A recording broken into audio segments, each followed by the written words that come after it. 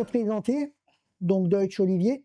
J'habite actuellement à Kraft. J'ai un parcours professionnel assez atypique.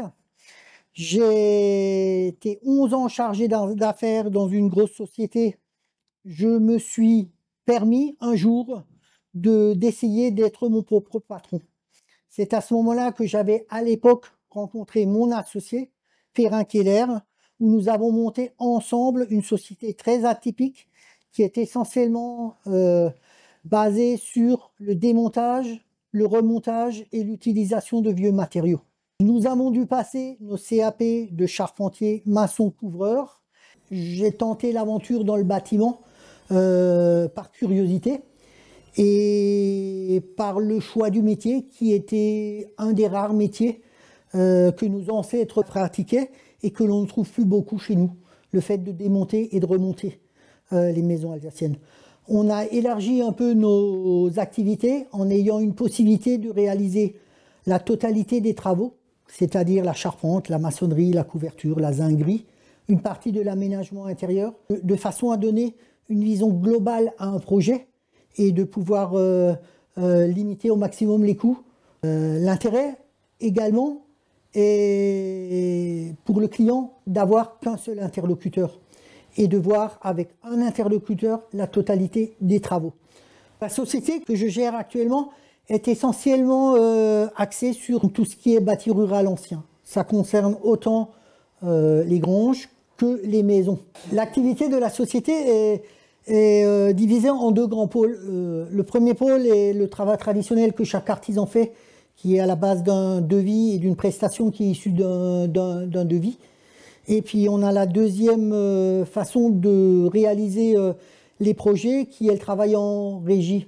Le travail en régie, je vais essayer de vous expliquer en 2 ou 3 mots le principe, c'est que l'artisan est payé en fonction des heures qu'il passe sur le chantier et le client participe à l'activité globale du projet, ce qui leur permet à eux d'avoir des économies par rapport à des activités de base qui sont le rangement, la démolition, la recherche de matériaux, et moi qui suis l'artisan, donc l'homme de métier qui sait rapporter les valeurs et les instructions techniques pour arriver à un résultat. Et vous en avez un ici sous les yeux qui est quand même un résultat où la fierté est quand même quelque chose qui me fait plaisir, autant pour le client que pour moi, parce que le résultat, je le trouve vraiment très agréable. Nous avions le projet de restaurer, de rénover la grange de notre petite ferme alsacienne. Et pour ça, nous avions envie de faire appel à un professionnel qui soit spécialisé dans les maisons à colombage. Donc ma compagne a regardé un petit peu sur Internet et a trouvé Olivier Deutsch, Colombage & Co.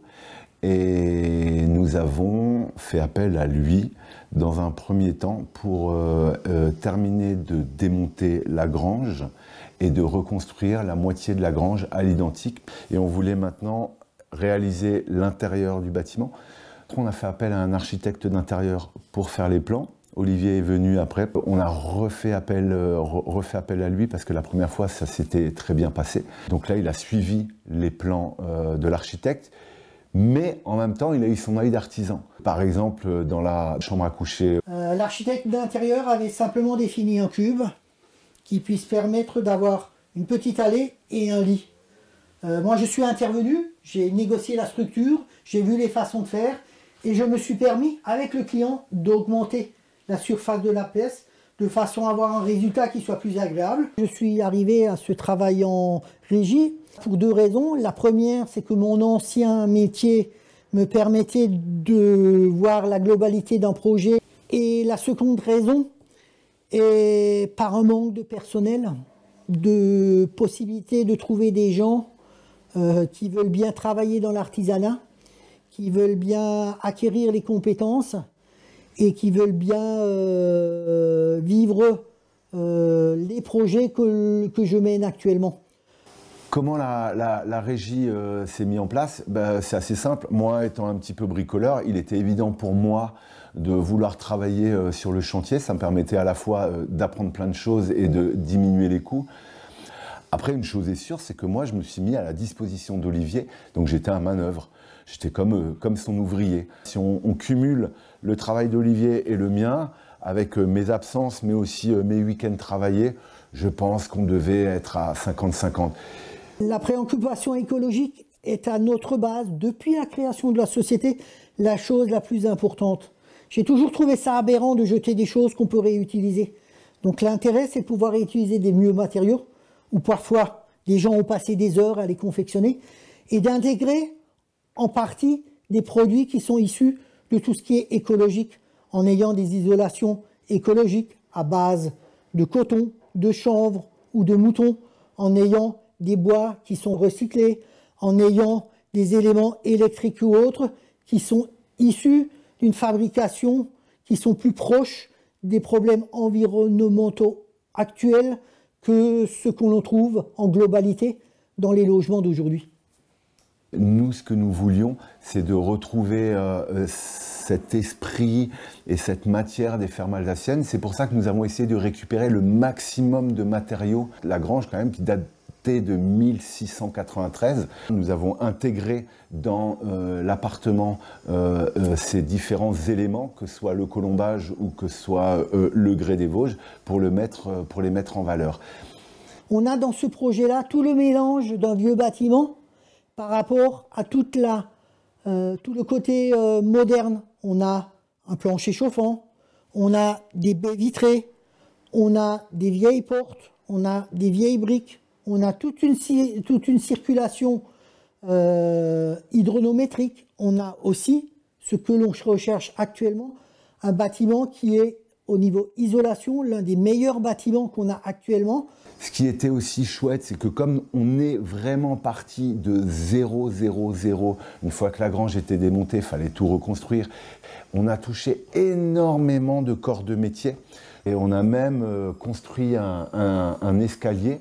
Et ça, c'est un escalier qui a été fait sur mesure. Mais ce qui était chouette, et pour moi, ça, c'était vraiment aussi une belle expérience, c'est qu'à un moment donné, on est passé là où on travaillait tous les jours dans l'appartement. À un moment donné, je suis allé à Craft, voilà, dans l'atelier d'Olivier, pendant, je crois, 3 semaines, quelque chose comme ça, pour construire cet escalier. À un moment donné, le chantier ne ressemblait à rien du tout. Mais vraiment à rien du tout. Mais tant qu'on n'avait pas résolu certains problèmes, on ne pouvait pas continuer. Parfois, il y a eu des petits accros parce qu'il y avait des fois où j'avais du mal à comprendre. Moi, je ne suis pas forcément du métier. Alors, ce qui était chouette, c'est que là, il prenait le temps, il prenait un bout de papier, il prenait son petit marqueur, il me dit « Bon, Jean-Nicolas, regarde, c'est pas très compliqué. Là, on a la chose, elle est comme ça. Là, on est comme ça. Là, on est comme ça. On fait quoi ?» Sachant que là, le problème, il est comme ça. Donc là, je commençais à comprendre. Olivier, lui, il était toujours au moins 1 semaine ou 2 semaines en avance sur les travaux par rapport à moi. Moi, j'étais dans l'instant présent où on me dit ce que j'ai à faire. Lui, il était déjà en train toujours d'anticiper pour qu'on ait toujours du travail. Je suis avant tout là pour aboutir à un résultat, à un coût qui soit intéressant et que tout le monde y trouve le juste compte entre moi, l'artisan, qui suis obligé de vivre de mon activité, et un client qui veut arriver à un résultat et profiter de son projet. Ce que je peux dire aussi, c'est que ça crée un lien avec l'artisan. C'est pas juste simplement un rôle ou un rapport, une relation de client à artisan. On a pu rigoler, on a pu parler politique, on a pu développer une relation pendant 1 an et demi, puisque ça a quand même duré 1 an et demi tous ces travaux, où c'était très plaisant. J'essaie de pousser de plus en plus le travail en régie parce que, quelque part, ça me permet à moi aussi d'avoir une vie qui est plus saine, qui est plus calme, et d'avoir un certain nombre de travaux que je n'ai plus à faire à côté. Et moi, j'ai vraiment aimé travailler comme ça. Et je me considère un petit peu plus comme un bricoleur du lundi, mardi, mercredi, jeudi, vendredi, plutôt que juste un bricoleur du dimanche. En ayant bossé les dimanches aussi. En ayant bossé aussi les dimanches et les samedis. Donc on peut me joindre chez moi actuellement, donc 7 rue André Malraux à Craft, où vous aurez, lors de votre visite, une vision assez particulière de ma façon de travailler les choses, parce que je suis peut-être l'un des rares artisans qui vit dans ce qu'il fait. Et je pense que c'est un avantage pour beaucoup de clients que savoir que son artisan ou l'artisan avec qui il va travailler vit dans ce qu'il fait.